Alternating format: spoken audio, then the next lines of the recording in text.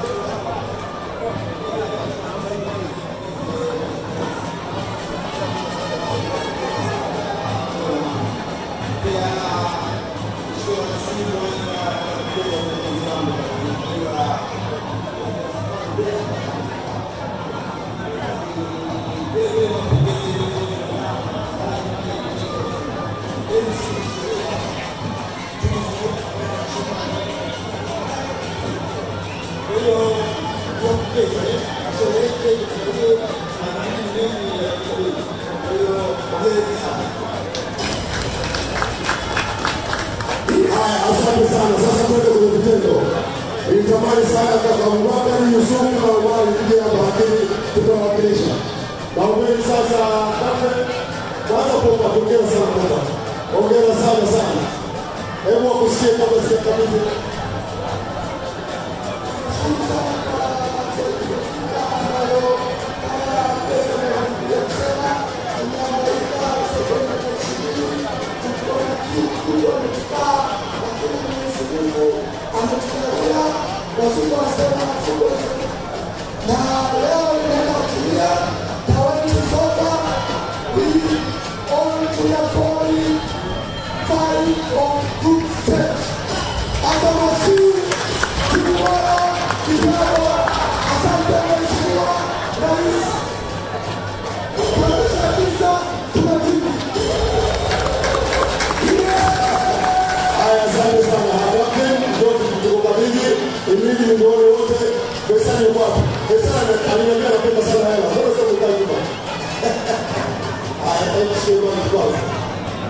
Sasa nataka awamu 5 za zawadi ya goli la mama kutoka kwa Mheshimiwa Dkt. Samia Suluhu Hassan, Rais wa Jamhuri ya Muungano wa Tanzania.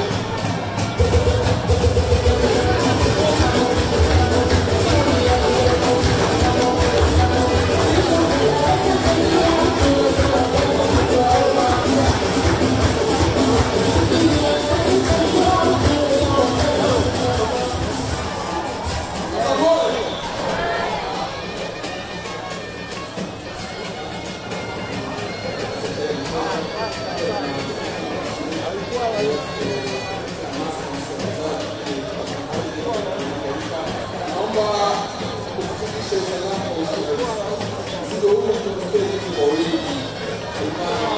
Kwa hiyo tunaendelea kuunga mkono Oktoba. Haya, basi nashukuru sana. Ulimi, hawa discuss muhimu sana. Angalau kwa kipindi.